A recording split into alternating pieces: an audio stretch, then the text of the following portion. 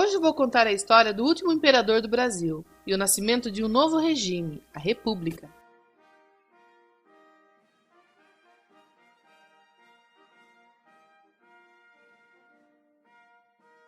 É a história de Dom Pedro II, quando no final do século XIX a monarquia começou a entrar em crise. Dom Pedro II começou a ter perseguições políticas por parte da sociedade, imprensa e dos militares. Como ele era inteligente, ele percebeu que seria o último imperador do Brasil, porém, ele sentia-se cada vez mais só. Ele sabia que a sociedade é a base de sustentação do seu poder. Se a base não o apoiasse, ele perderia o trono. A monarquia tinha como base a sociedade.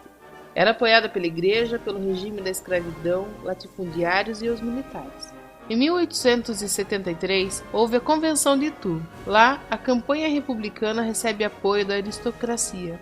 A posição do governo é atrasada e isso pode afetar os nossos negócios. Dom Pedro II parece não entender o capitalismo, por isso devemos optar pela república. A partir daí, a ideia da república começou a ficar presente em toda a sociedade brasileira. A monarquia estava com os dias contados. Para começo de conversa, naquela época o Papa resolveu perseguir a maçonaria, sociedade na qual Dom Pedro era membro. Assim, 2 bispos de Olinda foram questionar o imperador por ele ser maçom. O imperador ficou ofendido e mandou prender os bispos.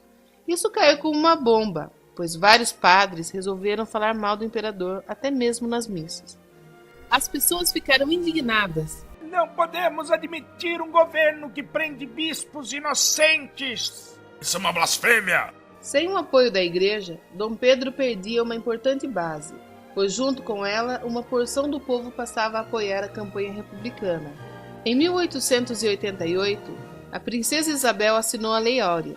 Isso, evidentemente, mudaria radicalmente o processo de produção no Brasil.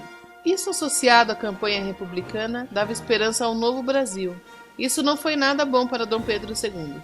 O fim da escravidão marca também a introdução do capitalismo no Brasil.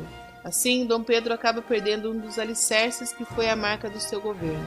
Além do mais, os latifundiários mais antiquados, os que mais apoiavam Dom Pedro II, ficaram bravos por causa do fim da escravidão. Eles teriam que se adequar às novas regras, e isso acabou resultando num apoio à campanha republicana. E se eu não posso ter mais escravo, o imperador também não vai poder mais governar? Os latifundiários mais tradicionais passaram a engrossar a campanha abolicionista dos aristocratas. A monarquia passava por momentos difíceis.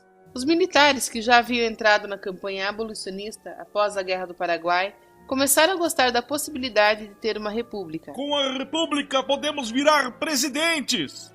Pois numa república, todo cidadão poderá virar um presidente, e eles tinham interesse em tomar o poder. Por último, sem o apoio dos militares, Dom Pedro II ficou só, e sem as bases da sociedade apoiando, a monarquia caiu. E foi assim, na madrugada do dia 15 de novembro de 1889, um certo Marechal Deodoro da Fonseca foi acordado por um cabo mensageiro do quartel. Marechal! Marechal! Marechal! Marechal! Marechal! Mas não se pode dormir tranquilo mais, é?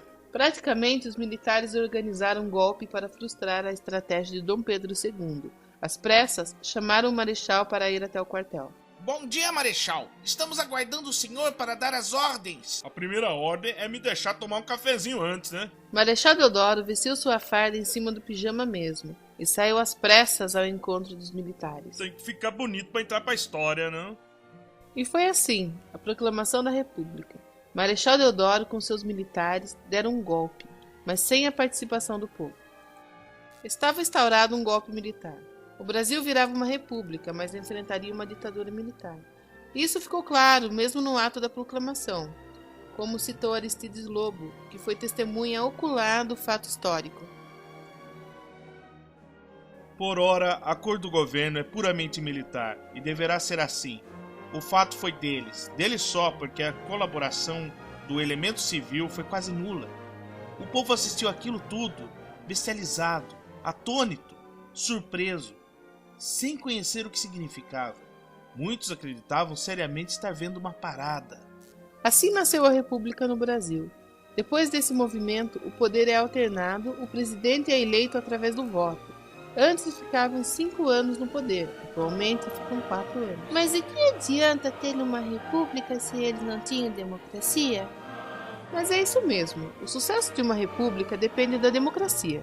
Por isso, nós temos que votar para presidente, senadores, deputados federais e estaduais, governadores do estado, prefeito das cidades e vereadores. E sempre devemos zelar por nossa democracia. Devemos evitar que o nosso país volte a viver uma ditadura. Assim, cabe cada um de nós exercermos o nosso papel de cidadão e ter consciência política.